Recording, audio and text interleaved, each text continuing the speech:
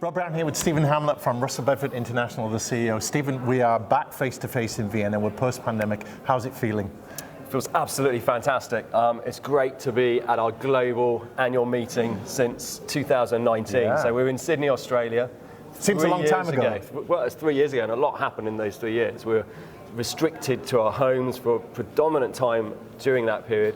And we're lucky that we've managed to hold a full program this year of regional meetings. We started with Cancun for Latin America in January, then Geneva for Europe, Middle East and Africa, and then Singapore for Asia Pacific. But this is the big one. This is the annual global meeting.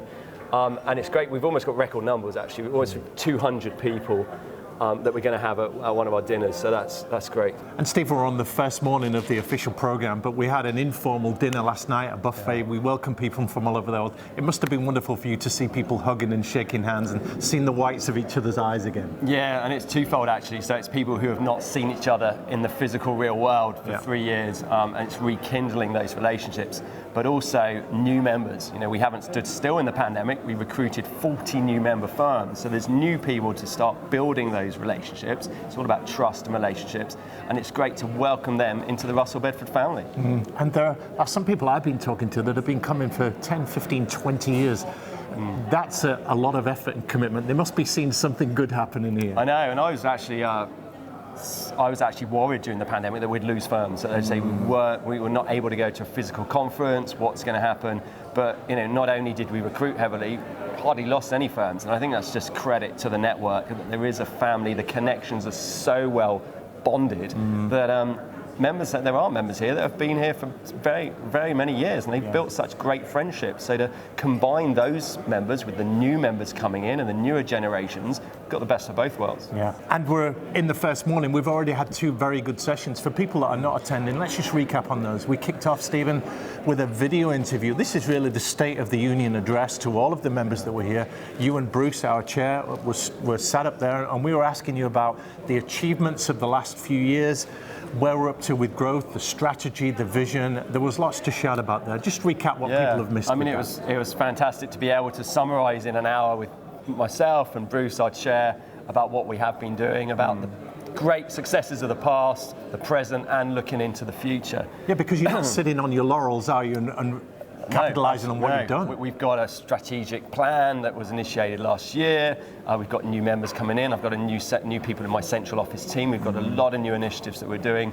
It was great to hear from someone at Coffee Break who really enjoyed that summary and that interview that you did with me and Bruce. Yeah. And he said it was a great way of summarising what's been going on and the successes and the achievements, as well as what we want to do in the future. Yeah, and to top that, we had a very different session after that one with the Quintonic Brass Ensemble. We're here in Vienna, obviously, it's the city of music, and what a sublime choice to bring those in. What was you thinking behind that? It's Vienna, it's Austria, it's the home of Mozart and classical music. It's fantastic. I actually had no idea what was involved in being a conductor. It's quite a stressful, strenuous job and very important job, and it just proves that some minute detail could make all the difference. And it really made me think about my role as a leader and how you don't want to over-orchestrate, you don't want to do too much and be too controlling. You want to let your team members use their own initiative and their own individualism, but also you want to be the right conductor to guide and advise and help in the right ways. And that was a good analogy that we used in real life with that orchestra. Yeah, superbly put. And just looking ahead to what's coming up on the program,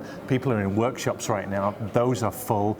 You're covering a range of topics, and people are hungry for information, aren't they? Looking to best practice, looking to raise their game, knowing that to stay relevant and competitive, they've got to know more and be more, and they are eating up this program, aren't they? And that's why you come to these things. And there's so much we can offer them, and that we are offering them in Vienna. We've got 4 sections of workshops and 3 choices in each section. So there's a lot of opportunity to go into marketing or business valuation, I think is going on at the moment, and leadership. And then tomorrow we've got other things on technology, we've got sustainability. Yeah, absolutely.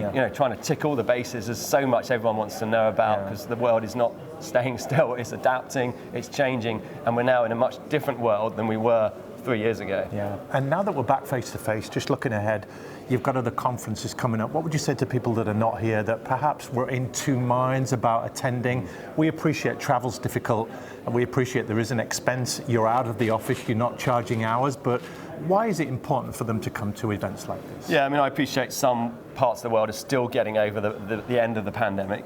And some people say, well, everything worked so well during the pandemic, why don't you just stay at home and have a Zoom conference every year? And just being here, seeing last night, that answers that question It's immediately. not the same, is it? It's not the same whatsoever. It's all that relationship building, it's being with people, seeing the whites in their eyes, as you said. It's a bit more intimate, isn't it? Yeah, and people that haven't been here, missing out on the sessions, missing out on building the trust and relationships, so that when they want to refer a client to someone else, they know that person because they've sat and had a drink with them, they've had a conversation with them. Yeah. And not just that, but of course sharing ideas, trying to talk to people about business generation and business development and creating more opportunities to drive their business forward. And all the challenges that are going on at the moment, like people resources, that's the one big challenge everywhere in the world. And just mixing up and meeting with people going through the same problems makes members feel they're not alone. No, it's not just me. It's not just me. And here's 200 people with exactly the same problem. Yeah. Let's talk about how we can circumvent that problem, how we can get around that problem. I just encourage, we've had a great turnout here, but we could have more and more, so please come. Yeah, and we'll grab you at the end to talk about your review of the whole 2 days. But just to finish, it's not just about the formal sessions, is it? You also put on a program for wives and girlfriends and partners that are not involved, and you also put on a social program in the evenings for people to join in and do the non-work stuff. That's important. Yeah, it's because a lot of the work stuff, to be honest, you can do that online. You can watch a YouTube video, you can watch these great people, and it's all the technology's there. But it's that, the socializing, that's when you get to know people really well. And that's when you feel, well, this is someone I really like, I can really trust with my best clients. Yes.